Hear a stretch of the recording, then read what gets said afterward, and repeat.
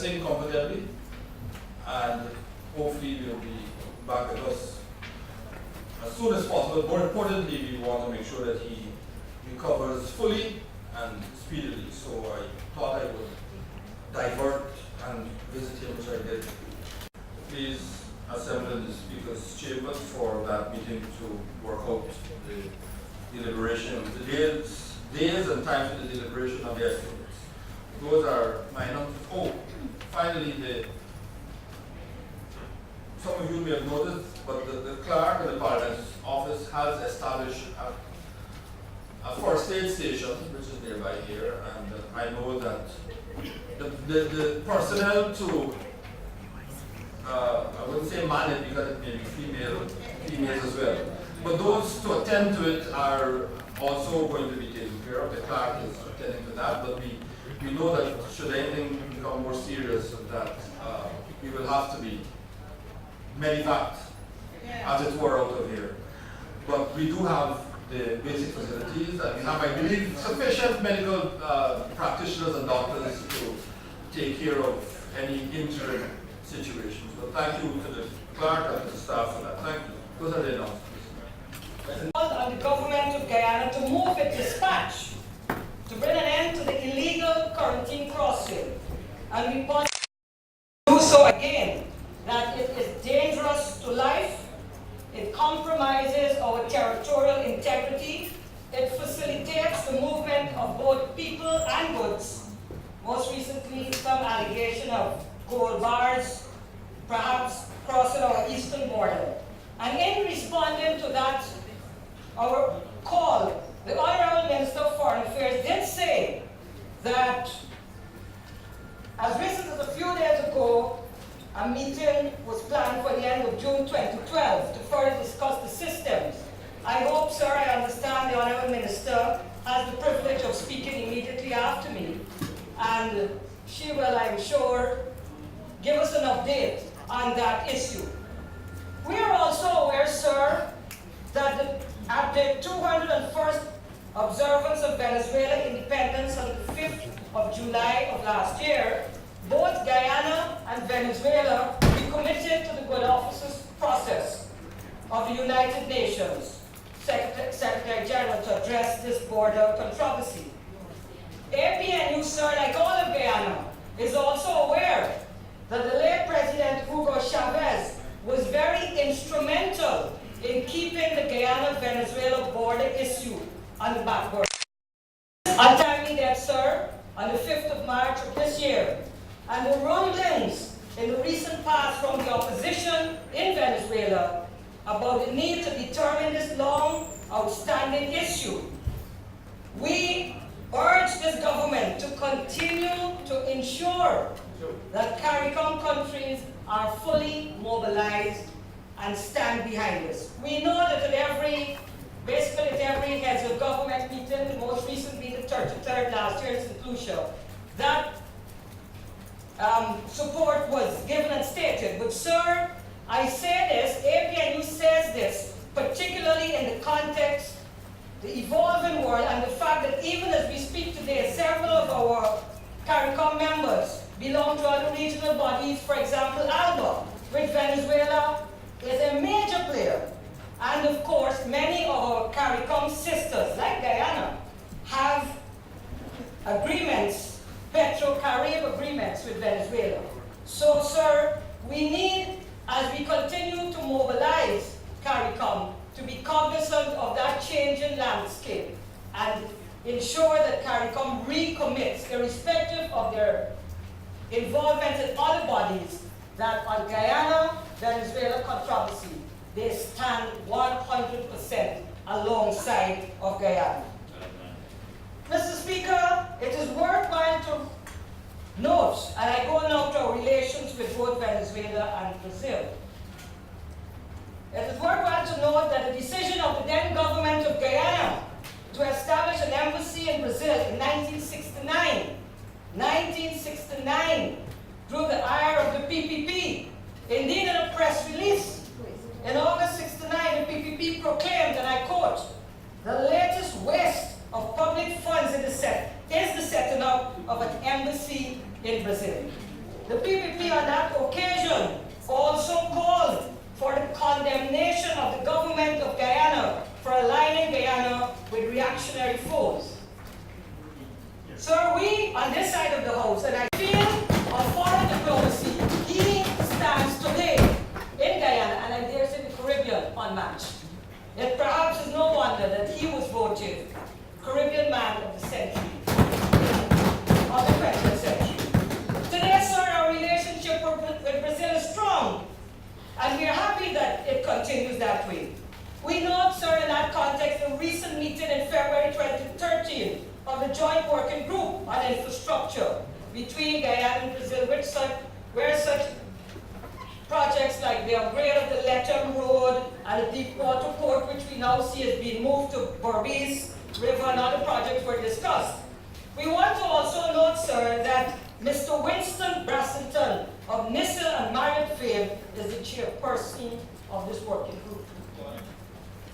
Sir, there is already a steady trade between Region 9 and northeastern Brazil. With Lethem being our frontier town, it must be properly and systematically developed to enhance trade and tourism between our countries. The upgrade of electricity, sir, to 24/7/365 is therefore an absolute prerequisite. Right now, Lethem is roughly divided into 3 areas. 2 of them have 8 hours of electricity a day, and 1 has 20 hours. We say upgrade Lethem as soon as possible to 24/7/365. Sir, April the 14th of this year is important to Guyana for 2 reasons, and I turn now, sir, to Venezuela. Firstly, on that day, Venezuela will hold its national elections. This is important, sir, because should the opposition be victorious at the polls, our Petro-Carib agreement may well be re-evaluated, and the Venezuela-Guyana border may be moved to the front border. We don't know. The second reason, sir, why April 14th is important to Guyana is because on that day, sir, I will be 54 years of age.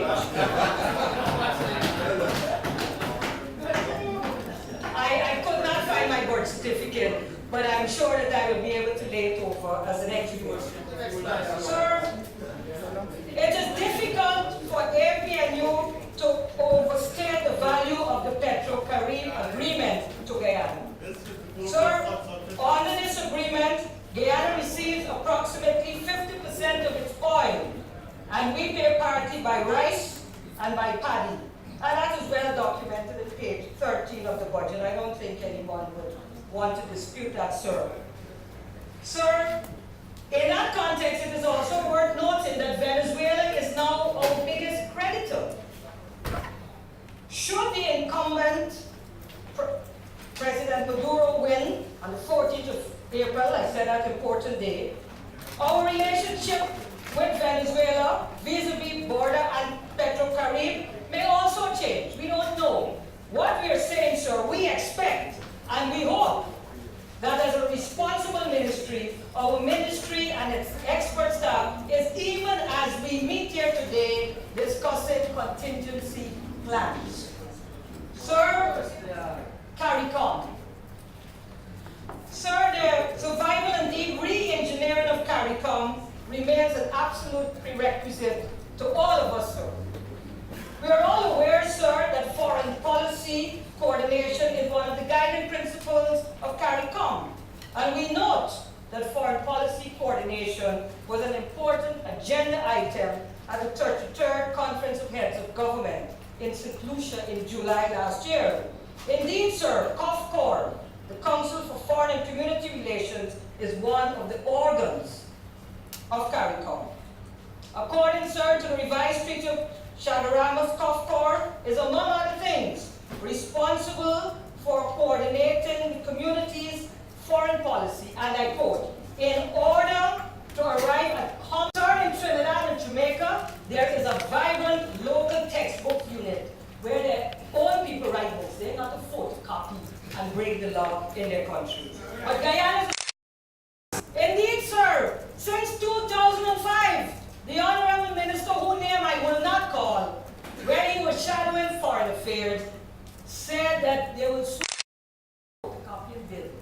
But sir, you know our position. We don't really want to hear from him.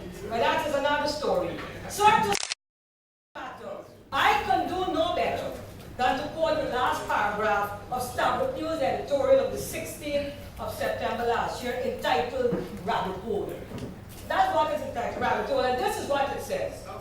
If Dr. Luncheon and the entire cabinet have not fallen down the rabbit hole into a through-the-looking glass world, then the rest of us, which sir would include you, are all Manhattans. That's what they say. Sir, we go now to the second infraction, the second misuse. This one is our international regional body, the OAS. On the 3rd of August, sir, the Inter-American Commission on Human Rights, an autonomous body of the OAS, issued a stinging criticism of the state of Guyana and the police of Guyana over the killing of 3 protesters in Linden, July 2012, where you know that would have gotten some people, including their advisor on government, mad. So, sir, to try to save face, they hastily dispatched Ambassador Bailey Curran to Washington in the second half of August 2012 to brief the OAS on the Linden crisis and the shape of things since general elections. The complaint was about July the 18th, but they went to talk about elections. And sir, I must let you know that both yourself and myself featured in that address. We are stars. We are stars. This is what it says.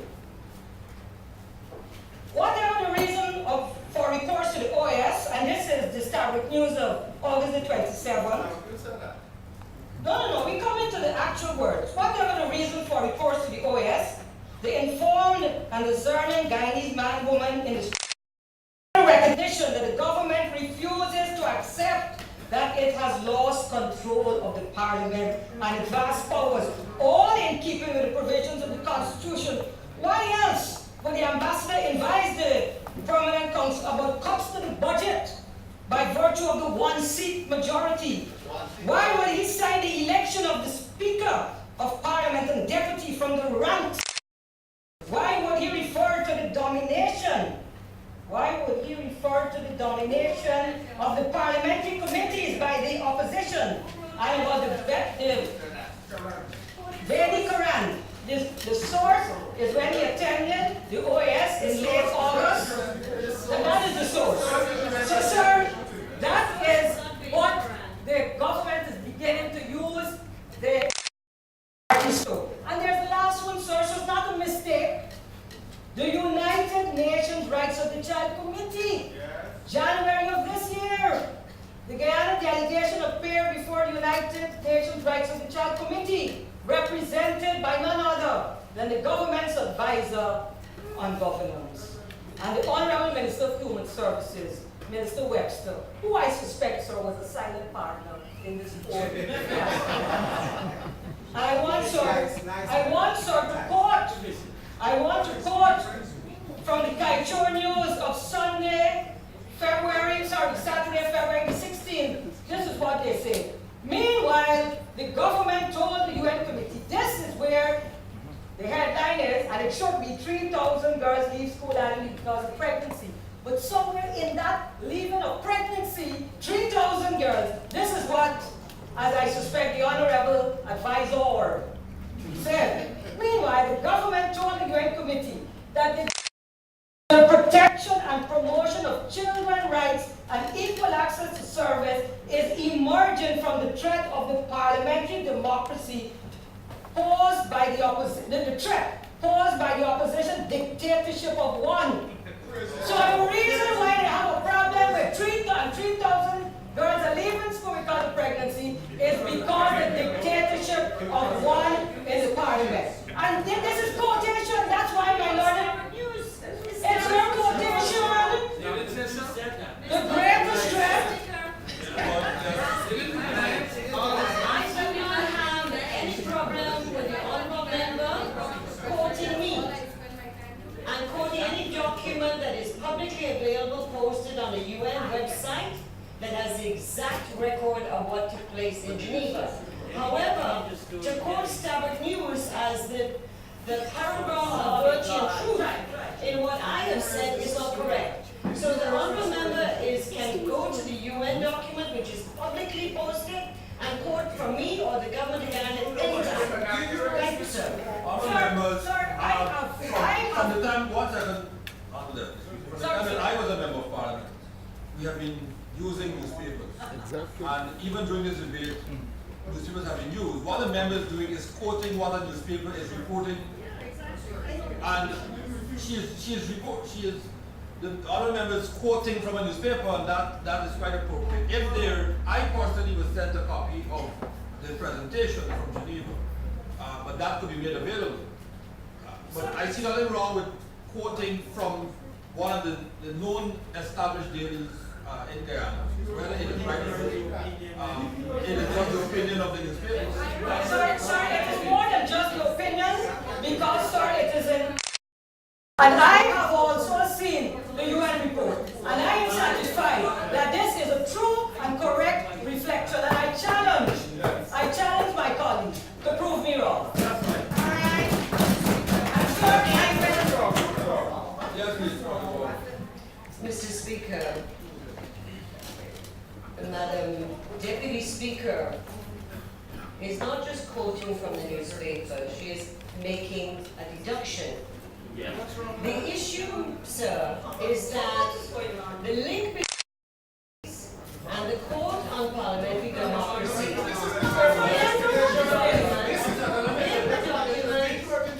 in the document are about 50 pages. So Starbuck News has a right to make, but in the official document, the reference on teenage pregnancy is 50 pages away from the final paragraph where that part is posted. I remember just a few evenings ago, when Mr. Trevor Williams was making his presentation, the Minister of Natural Resources did say that what was reflected in the Cultural News was not accurate. And I allowed the Minister of Natural Resources to bring another document and delay that, but to say that we can't read from what is reported already, I can't uphold that, but I will allow the official or complete record to be read into the transcript if that is desired. Go ahead, please. thank you, sir. This is in uplifting comments. It is a direct quote, and I will repeat it, sir. The greatest threat to the protection and promotion of, I don't care where it was, it says the greatest threat to the protection and promotion of children's rights and equal access to services and the potential for the reversal of the democratic and socio-economic gains is emerging from the threat of the parliamentary democracy posed by the opposition dictatorship of one in the parliament. Sir, we condemn in the strongest possible language this misuse of these organizations which are funded by taxpayers' money. And sir, the flight of the government, this apparent flight from reality, sir, were I another place, I would refer to it in stronger language.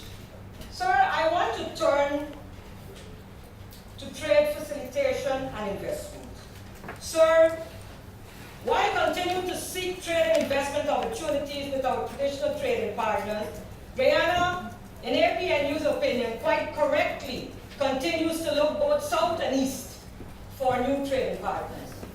We are fortunate, sir, that in the case of China, this economic giant has, if not come to us, has met us halfway.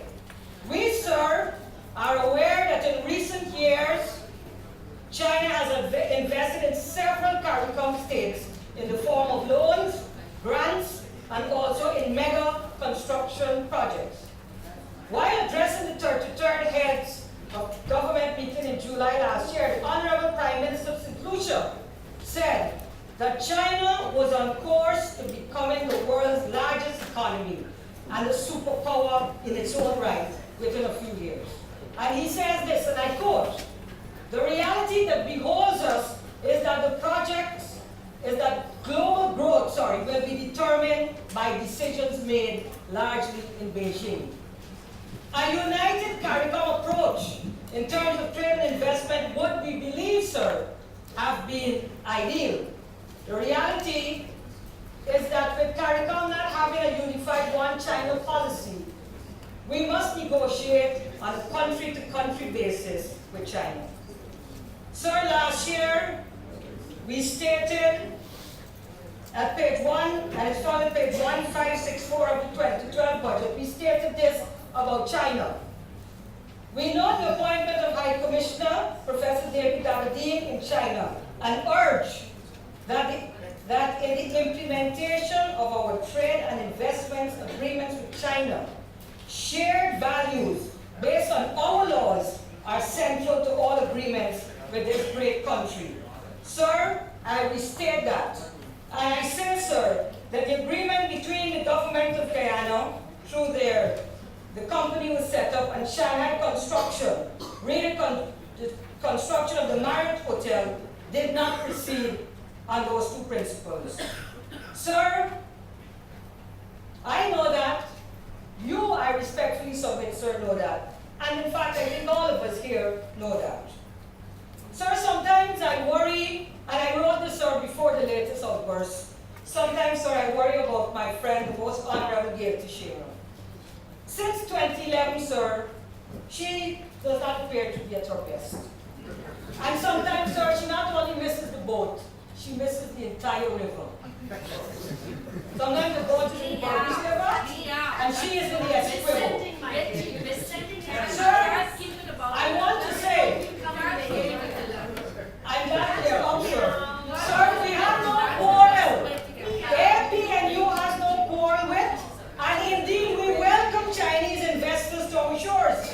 And have done so since the PNC government in 1972 established diplomatic ties with the People's Republic of China. Sir, China is now our second biggest creditor behind Venezuela, and we have the highest regard for that great country. So, sir, rather than shedding crocodile tears and speaking, sir, I go back to my favorite newspaper, my last quote, Most Honorable Member Gail Teixeira, the Starbuck News, Tuesday, February 19th. Advisor of government says this. Everyone is up in arms, but it smells stink because it smells of racism. But it smells stink. This is her word. Because it smells of racism. A nice picture, though, sir. To kind of neutralize those very harsh words.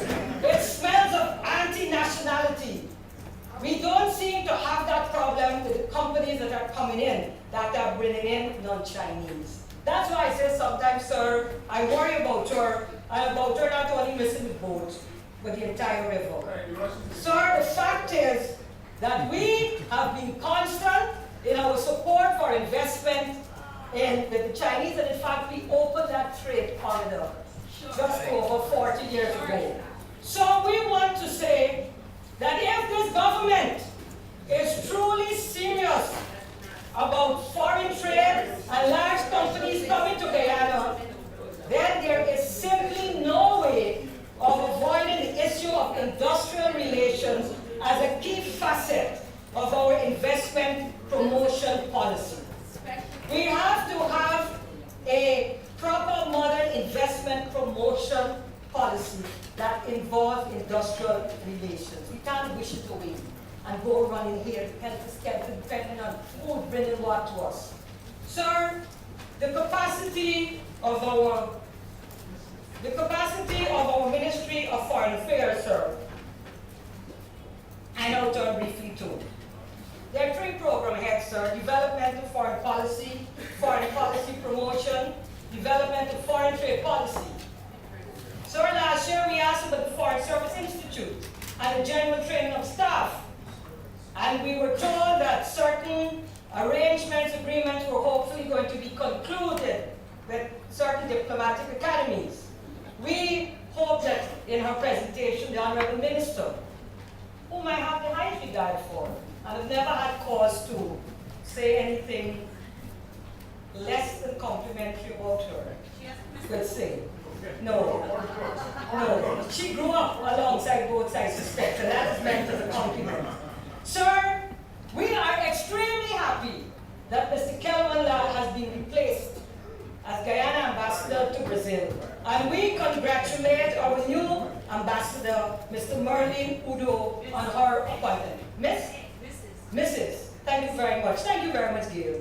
Honorable member, on her appointment. Sir, last year we called, we begged, we didn't cry, but we called and begged for the removal of both Minister Lal, Ambassador Lal, and High Commissioner Gadraj. One misfit is gone, sir.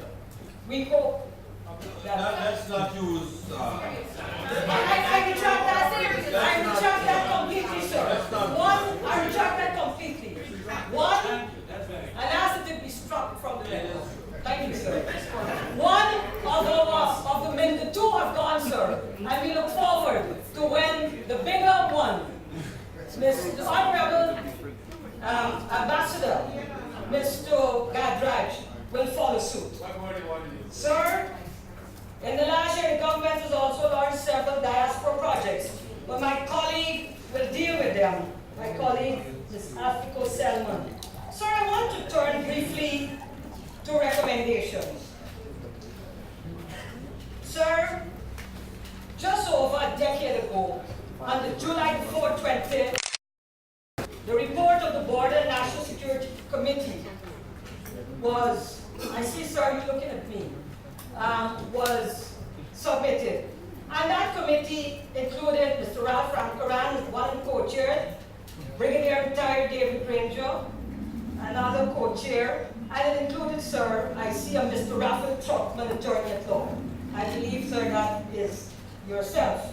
But, sir, that committee, committee made some very, very strong recommendations that I dare say, and we feel are just as relevant, or perhaps even more relevant now than it was. It spoke very briefly, I say, sir, about the bipartisan approach on border issues, which we are in complete agreement and we stand ready, as I said. They spoke, sir, about the engagement of ministers and shadow ministers responsible for border and national security matters to be formally established.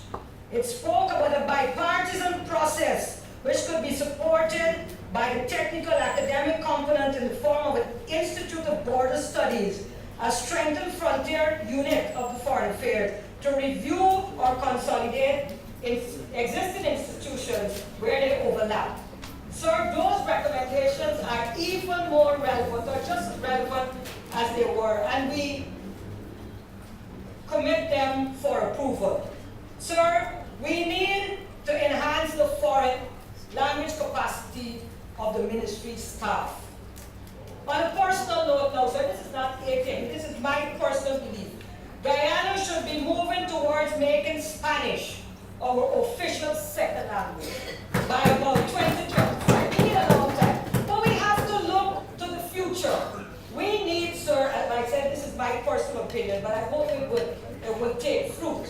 Sir, we need to initiate and quicken negotiations with relevant CARICOM countries on the possibility of sharing overseas missions in terms of expenses. The Honorable Minister and His Excellency the President spoke about that when they had the heads of missions here last year. I think it was in July.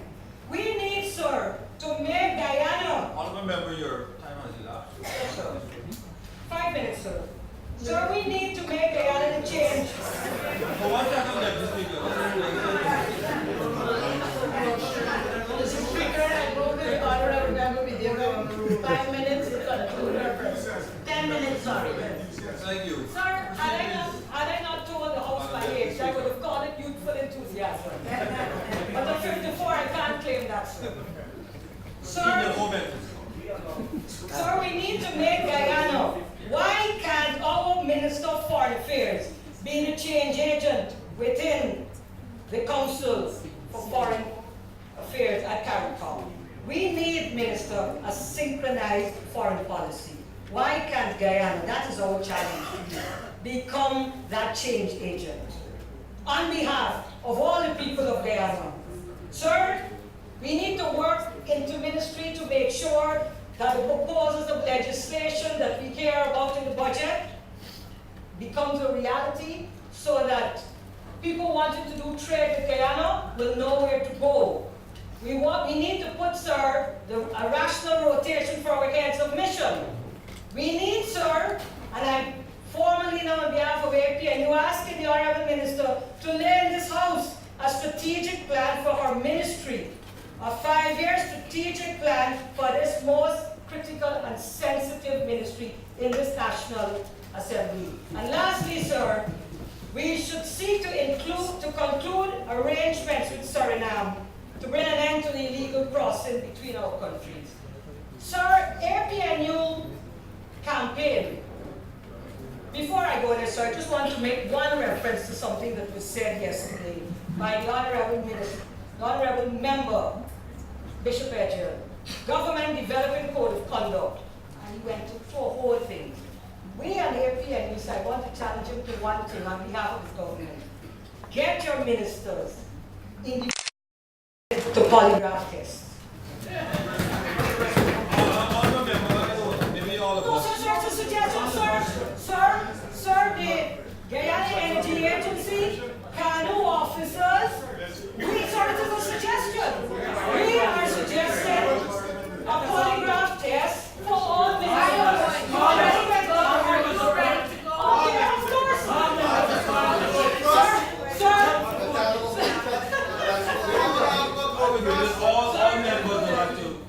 Sir, we have no problem with that.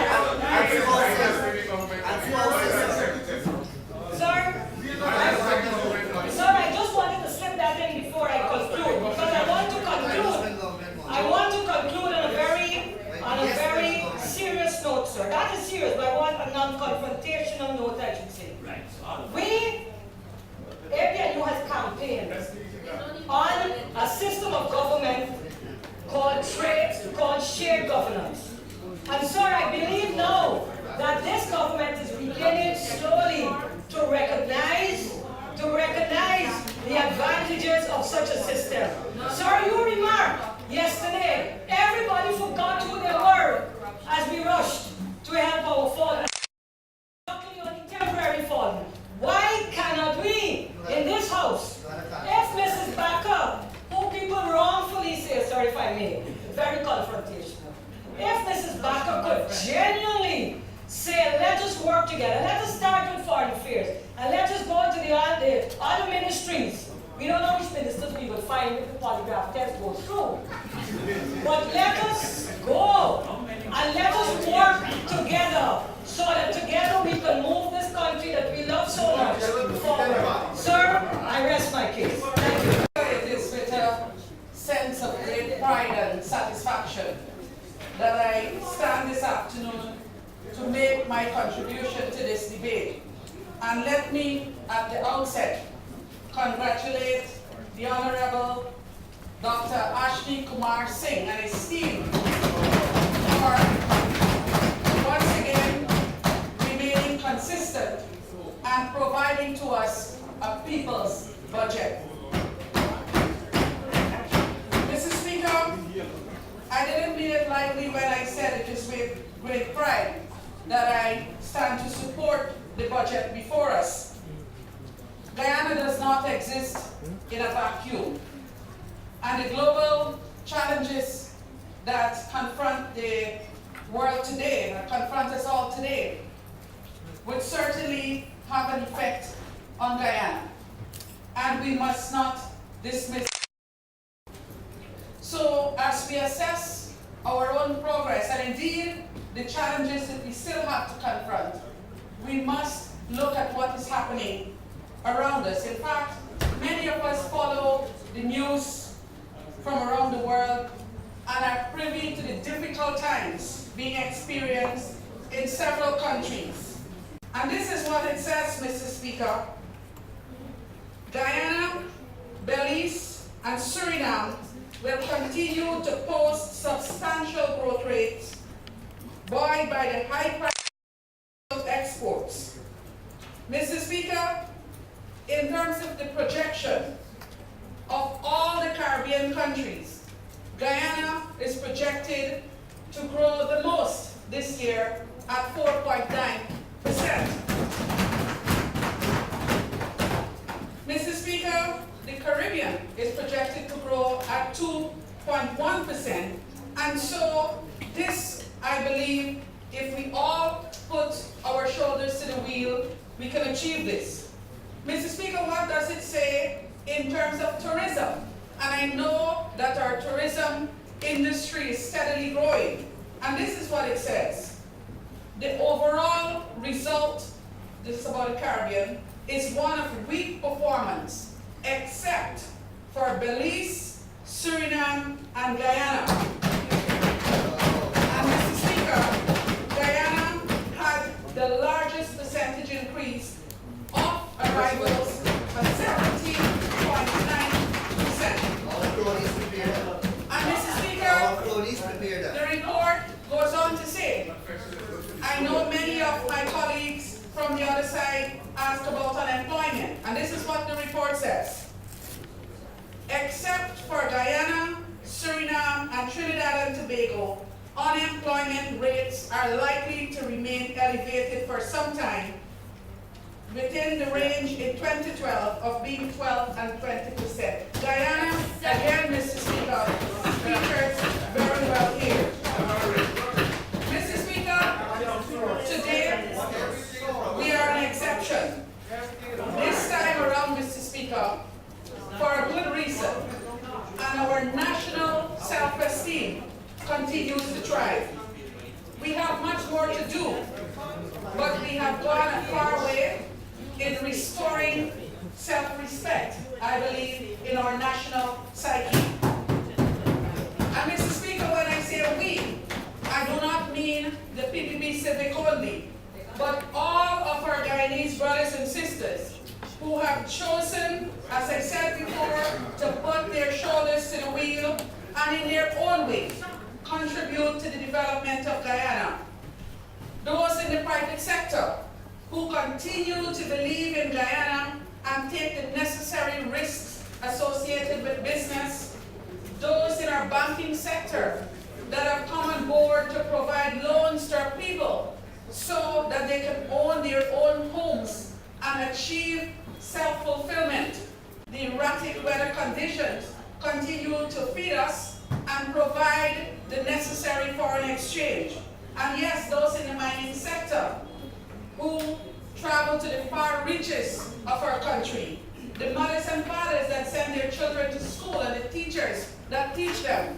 And yes, Mr. Speaker, those in the public service who every day come out to work so that the state institutions can go on. And of course I have to say those in the foreign service who keep the Guyana flag flying high and representing our country abroad. Mr. Speaker, we are where we are today as a country due in no small part to the efforts of all these people who continue, as Minister Ali said, to believe in the Guyana dream and who are determined to make that dream a reality and our country a better place. Mr. Speaker, we are trying to build this Guyana, Project Guyana, for us, for our children, and for our children's children. I am one of those who subscribe to the view that if our country is to progress at the rate we would like it to progress, two things must be in place: good education and good infrastructure. Mr. Speaker, with an educated population, we can move mountains. With the necessary infrastructure, we can facilitate investment, trade, tourism, so that our people can have more jobs and that we be able to generate wealth and ultimately improve the lives of all of our people. This is Project Guyana, and this is what we believe on this side of the House. And what have we been doing about it? And as we speak in the National Assembly, we should not miss the different pieces of the puzzle that come together to form this whole Guyana that we would like to see. When we talk about the expansion of the new airport at Timeri, we're talking a bridge as well between South America, the Caribbean, North America, and Africa as well. We're talking about South-South cooperation. But not only the airport at Timeri, look at what is happening at Ogle. I'm advised now that you have lining up at that airport to depart now. It's never been like that before, Mr. Speaker. And again, this is because of the people, all of us that believe in moving Guyana forward. Mr. Speaker, much has been said about the Marriott, but let me say this, Mr. Speaker, right now, Guyana cannot host a major international meeting because we do not have all of the accommodation required. That is the truth, Mr. Speaker. And we need to provide adequate facilities. We have a lot of smaller hotels, we have 2 bigger ones, but we still need to have better and bigger facilities as well. And Mr. Speaker, I think we need to see this also as a part of that bigger, of the puzzle of shaping the Guyana we want. Mr. Speaker, we're in discussions, and the Honorable Member, Mrs. Bakker, spoke about this, the working group on infrastructure, which is a technical working group comprising of persons of state agencies from Brazil, namely the road from Linden to Lethem, hydro, and also the port that we hopefully will be having on the coast. Mr. Speaker, they are working on the proposals to submit to the 2 presidents in June. And I can say that these discussions are going very well. And we're hoping that in the not so distant future, this would be one of the biggest initiatives between 2 countries in South America. And again, this is about improving the infrastructure of our country, Guyana. Mr. Speaker, Minister Ali spoke about competitiveness and what we are trying to do in terms of making it easier for people to. This is another piece of that puzzle. Again, the low carbon development strategy. As we move forward with these developmental projects, we must be able to create that balance between sustainable use of our environment and also realizing the development of our country. The 2, I believe, are not necessarily incompatible. Mr. Speaker, we are right now at the level of CARICOM negotiating an agreement with Canada, a trade agreement with Canada. But even as we wait for that agreement to be finalized, Guyana and Canada will be signing an investment treaty. So, because we have a lot of Canadian investments here, but also our people from here, Guyana, we export 90%, over 90% of our export to Canada is gold. And we have to start preparing ourselves for even more business with that country. Mr. Speaker, I want to say to the opposition that these are all positive things. And you have every right to provide constructive criticism. But speaking about the positive things would not make you disloyal to your party. Mr. Speaker, in fact, if you only carry bad news, your people would ask you, what are you doing? So, Mr. Speaker, I think we need to recognize that there are some good things that are happening as well. Mr. Speaker, in terms of Suriname, and I speak here about the relations with our immediate neighbors, and Mrs. Bakker, the Honorable Member, reminded about the discussion or the presentations last year on the border crossings. We are ready to move with this issue, but you will recognize that it will have to be done on both sides at the same time for it to work. And so we have begun those discussions with Suriname, and hopefully we will be able to move forward with those discussions this year and hopefully implement that later in the year. Like I said, both sides will have to do it at the same time. Mrs. Bakker also mentioned briefly, I think, about the border commission. I'm pleased to let this House know that the Border Commission will start its work shortly. We have identified one of our seasoned diplomats, Mr. Rudy Collins, Ambassador Rudy Collins, to head that commission on our side. And the first meeting should be taking place very soon. Mr. Speaker, I spoke last year about the decision by both of our countries to bridge the Quarantine River. We have since written to the IDB to conduct a feasibility study, and we have received a positive response. So those things are moving, Mr. Speaker. Mr. Speaker, in terms of Venezuela, we were all saddened by the death of President Hugo Chavez Frias, a true integrationist and a champion of the poor and the vulnerable. Mr. Speaker, I have absolutely no doubt in my mind that our relations with Venezuela under President Maduro will continue to flourish. Mr. Speaker, of course, it is sensible to ensure that we cater for any eventuality. And in the Foreign Ministry, I can tell you that we have been discussing this, but based on the relations over the last 12 years with Venezuela, like I said, I have every reason to be confident. But let me say this, Guyana is willing to work with any government of Venezuela for the advancement of our two peoples.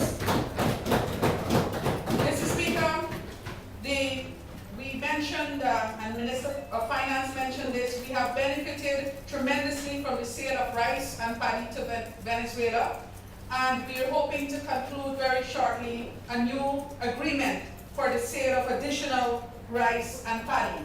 And we will continue to work on other cooperation initiatives. Minister Webster spoke about the opening of a homeless shelter here in Guyana, and I'm pleased to say that we received close to $2 million US from the Venezuelan government to complete that shelter, and very soon that will be open. In terms of Brazil, Mr. Speaker, I just mentioned that the main thing that we're working right now is on these infrastructure projects. All our efforts are placed there right now, but we continue to cooperate with Brazil in other regional bodies as well. Mr. Speaker, CARICOM would always be part of my presentation in this National Assembly as the Minister of Foreign Affairs. And Minister Ashley Singh in his presentation said or reiterated Guyana's commitment to CARICOM. But I'm well aware of the criticisms of CARICOM. At 40, I think people expected that we would have been much further in the CARICOM project. I think that our founder leaders, their aspirations were great. I don't think that they're unattainable, but I think we have to continue, all of us in CARICOM, to put our political will where our mouths are.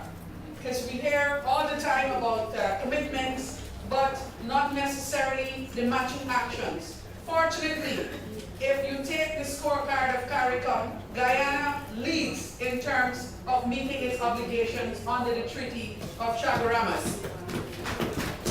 Mr. Speaker, Honorable Bacchus spoke about foreign policy coordination. And I want to say a few words about this, Mr. Speaker, in terms of CARICOM. And let the honorable member know that there are several initiatives that Guyana brought to the COFOR in terms of foreign policy coordination. For example, this honorable House would be aware that the European Union was seeking a special status in the UN, and they moved forward with that without consulting any of us. As an integration movement, we were concerned. Guyana asked CARICOM to look at this very carefully because we believe that minimum we should be consulted. And that resulted in a discussion with the EU.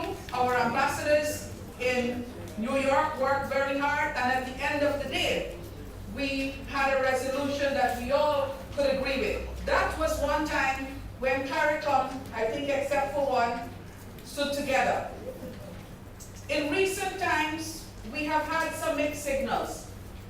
Some members said foreign policy coordination does not mean unanimity. In other words, we can have different positions, but we should inform each other of our different positions. I and Guyana, like the Honorable Member, Mrs. Baca, believe that if we hold together, we would be able to benefit more and make a greater impact.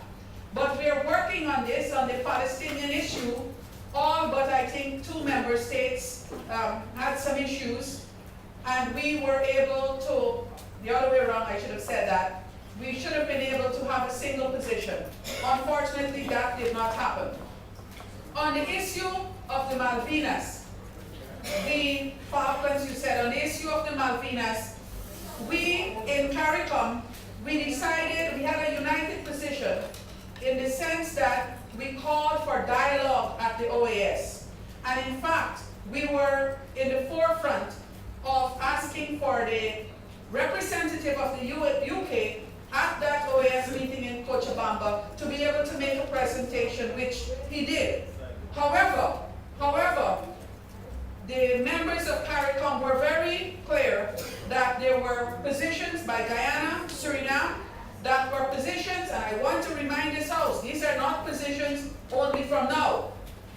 The issue of the Malvinas and the position of Guyana has been there since before I was born.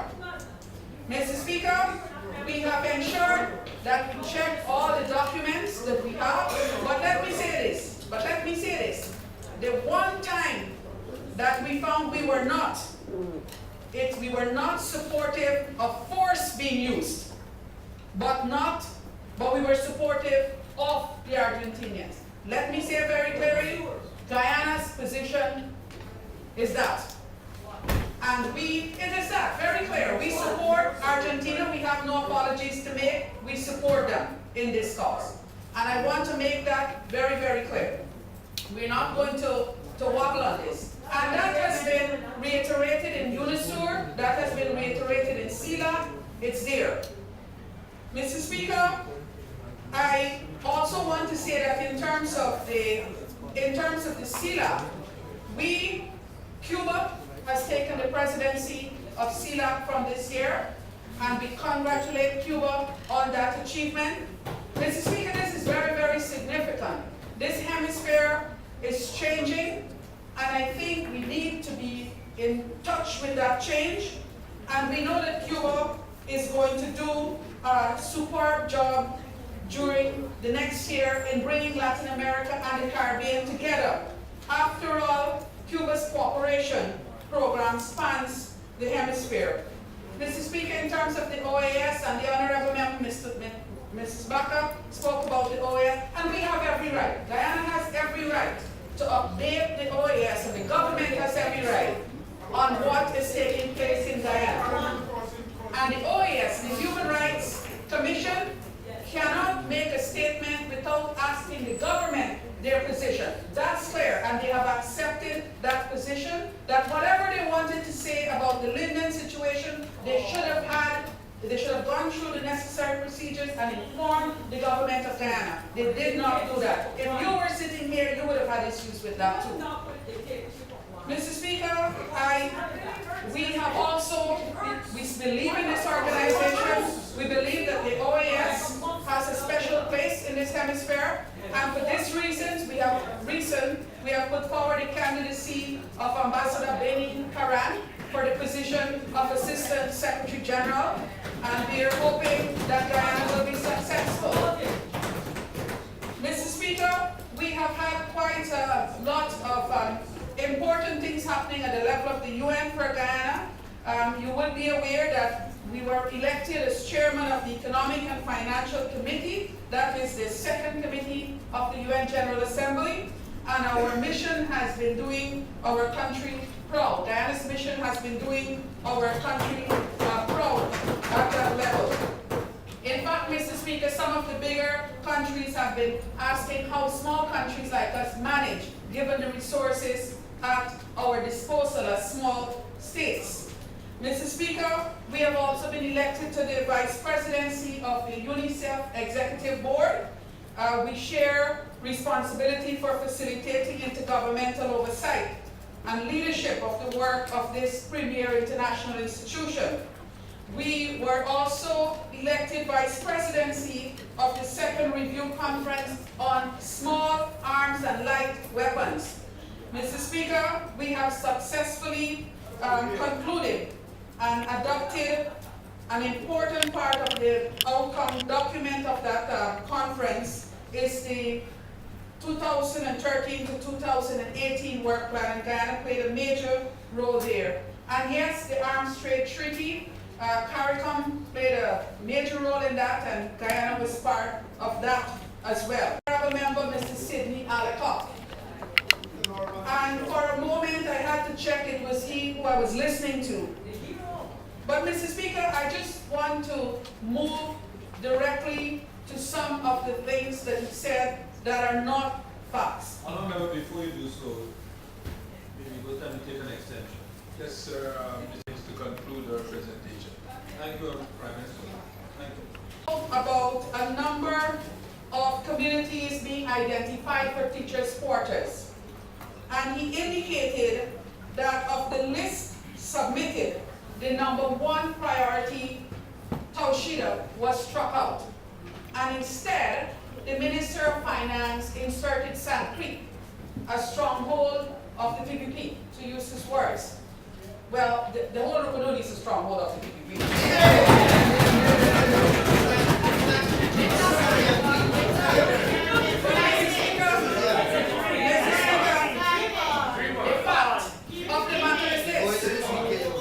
The fact of the matter is this. Taushida had teachers' quarters built in 2011.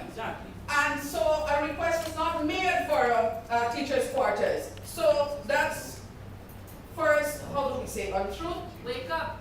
The second thing, Mr. Speaker, he said Sand Creek was inserted. It wasn't requested. Oh, Mr. Speaker, they asked for Sand Creek to be included because this government just built a brand new secondary school there.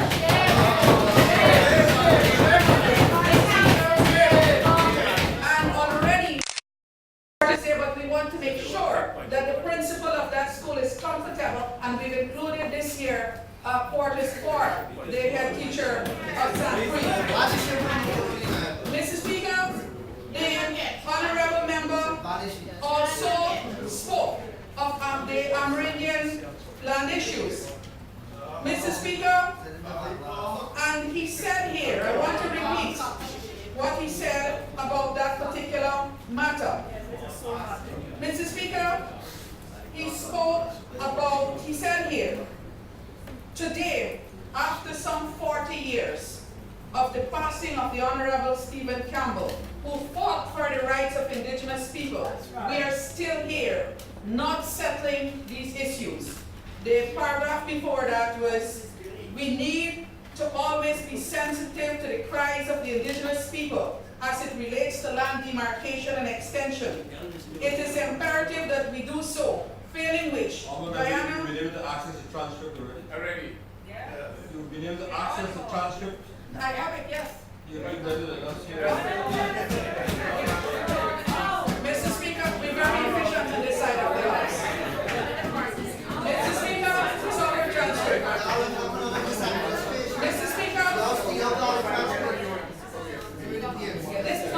this is not from the Parliament, Mr. Speaker. We did our own. But let me say, Mr. Speaker. No, I hope to when the honorable member was speaking. Huh? Mr. Speaker, what is the story of land? What is the story of land? Let me just zoom into the Rupununi. Because the Rupununi is, the Region 9 actually is what we were talking about. Mr. Speaker, one of the first communities to receive extensions in Region 9 is Anai.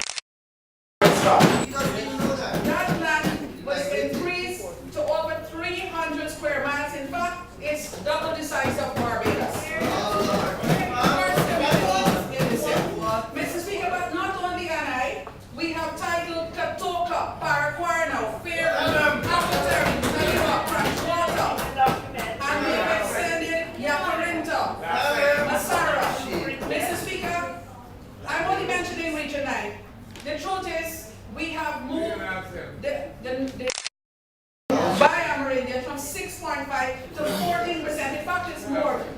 Minister Sukai would speak about some of the additional ones that we have included.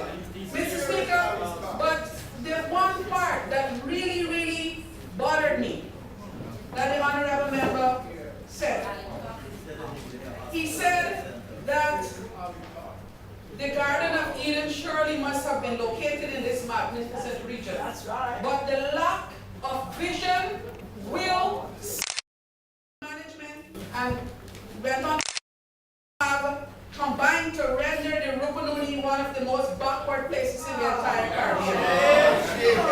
Mr. Speaker,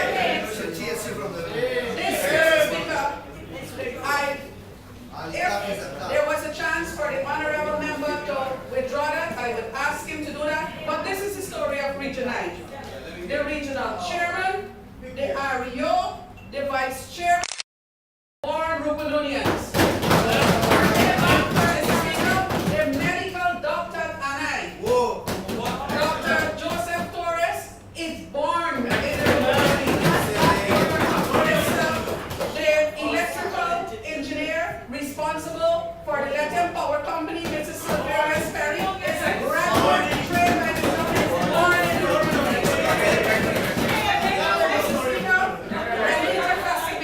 Jason Johnny, Natasha Torres, all Cuban graduates working in that region in senior levels are born here.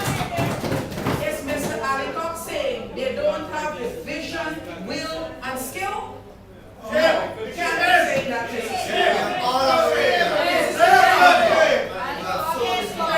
And then, Mr. Speaker, he spoke about the minuscule number of persons of Region 9 being able to attain higher education. Minuscule number. Mr. Speaker, the list is too long for me to call up all the names. But let me call some of them. These are the ones we have in Cuba. Natasha Abraham, Melissa Phillips, Ilona Spencer, Sheldon Hamilton, Bernadine Fu, Teresa Mansey, Rennie Abraham, Jelisa Degar, Alex Degar, all right now in Cuba completing their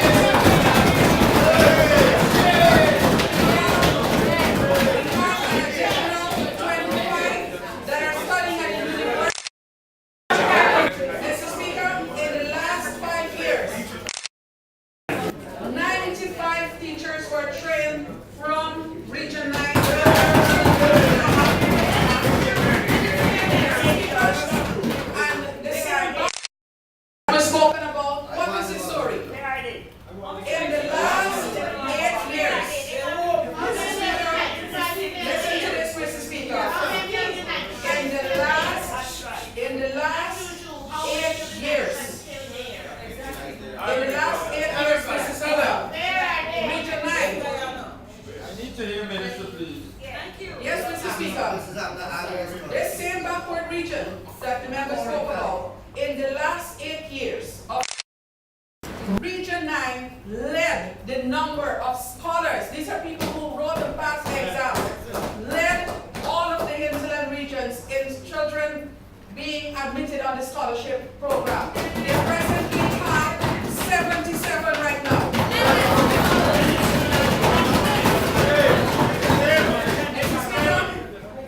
Mr. Alicop would have done Region 9 proud if he had come here to say, we have these issues, but our region is moving. The honorable